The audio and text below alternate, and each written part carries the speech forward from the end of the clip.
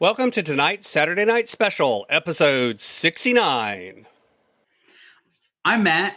And I'm Jocelyn. From the Family Life Movement Podcast. We challenge you to find a way to balance your work and your family, and one way to be inspired to do that is to listen to this. The Inspired Stewardship Podcast by my friend Scott Mader.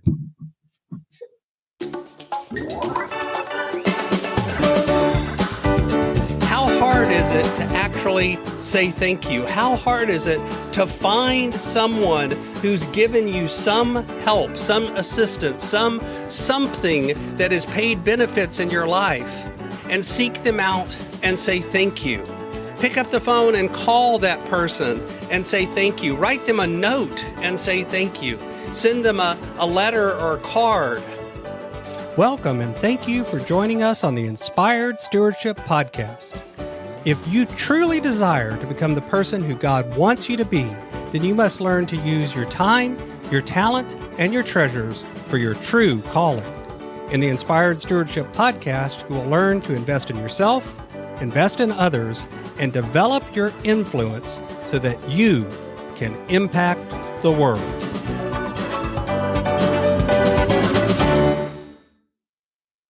In tonight's Saturday Night Special, I talk with you about the power of giving thanks. I share how the simple thank you can go really far and why making a habit out of this attitude of gratitude takes you very far in life.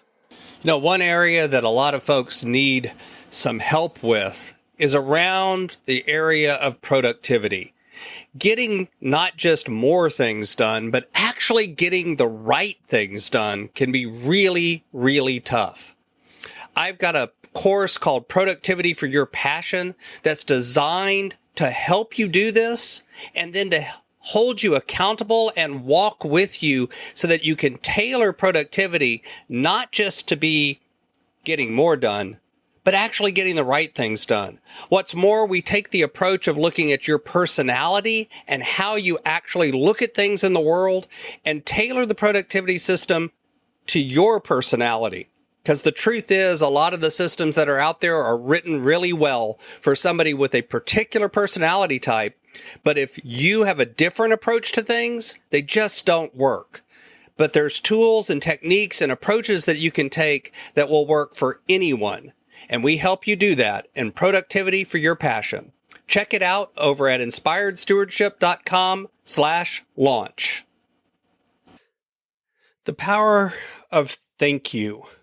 You know, the truth is that giving thanks, this week is Thanksgiving here in the United States, and that's a week and a day where we're supposed to stop and have gratitude for things. But the truth is, every day should be a Thanksgiving. Every day should be a day where you make a habit of giving thanks, finding those things that you really should be thankful for and finding the gratitude in those, even the simple things. You know, the truth is, if you look to the Bible over and over again, you hear about thankfulness. In the Colossians passages, let the peace of Christ rule in your hearts and be thankful. Let the word of Christ dwell in you richly with thankfulness in your hearts to God. Do everything in the name of Lord Jesus, giving thanks. Those are just a few of the passages, and there are literally dozens upon dozens of these where either Jesus is giving thanks or we are asked to give thanks and to do things with thankfulness in our hearts. The truth is, giving thanks is powerful because it identifies that a giver, in the case of these, the giver is God, but it could be another person even. It identifies a receiver, yourself, and it acknowledges that you need others in your life. It activates faith. It activates belief that there are others and there is good in the world. It's a rather simple but powerful system. The truth is that gratitude actually makes us better people. There was a study in the early 2000s where they went into a workplace and they asked people to give feedback on someone's cover letter, to just give feedback to someone else on their cover letter where they were looking for a job. And people did that. And then they either got a letter back from the person expressing thankfulness and asking for more help, or they got a letter back from the person simply asking for more help, asking for another review on another letter. And what was interesting is that in the group where they didn't get thanked, only 23% offered feedback. And in the group where they got thanked, 66% went ahead and gave additional feedback. And here's the interesting thing. They then, a few days later, had another request sent from a totally different person. So this is not the person that actually gave thanks for the first review. This is a stranger. And in that case, only 25% of the no gratitude group offered help, and a whopping 55% of those who had been thanked offered help. So the gratitude extended and paid itself forward. Gratitude can linger and create lasting change, not just in the person that gave thanks, but in the person that received it. Because you see, they've also studied, and when someone says thank you to someone else, they report feeling happier and more fulfilled themselves. They actually report being more connected to others and having a better connection and feeling of well-being. It's true that it even causes physical changes like lowered blood pressure and things like that. But the truth is, being more gracious creates lasting change, both in the giver and in the receiver of the things. So this is my question. How hard is it to actually say thank you? How hard is it to find someone who's given you some help, some assistance, something that has paid benefits in your life, and seek them out and say thank you? Pick up the phone and call that person and say thank you. Write them a note and say thank you. Send them a letter or a card, or reach out to them in some other way and say thank you for all that they have done in your life.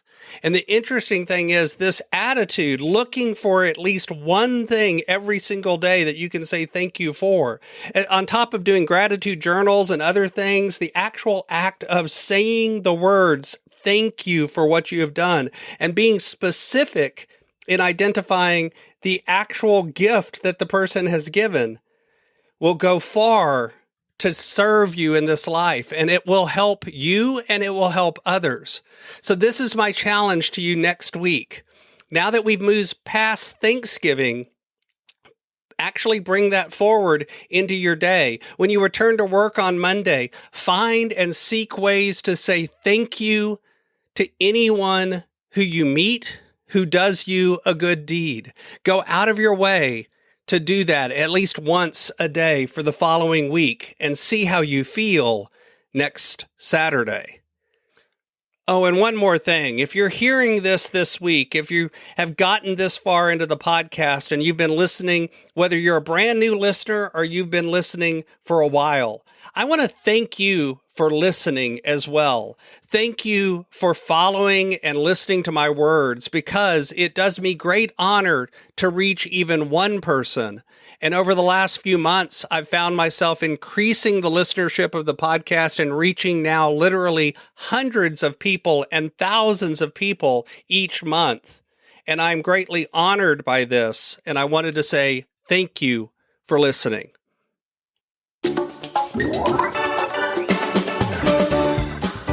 Thanks so much for listening to the Inspired Stewardship podcast. As a subscriber and listener, we challenge you to not just sit back and passively listen, but act on what you've heard and find a way to live your calling. If you enjoyed this episode, please do us a favor. Go over to inspiredstewardship.com/iTunes rate, all one word, iTunes rate. It'll take you through how to leave a rating and review and how to make sure you're subscribed to the podcast so that you can get every episode as it comes out in your feed. Until next time, invest your time, your talent, and your treasures. Develop your influence and impact the world.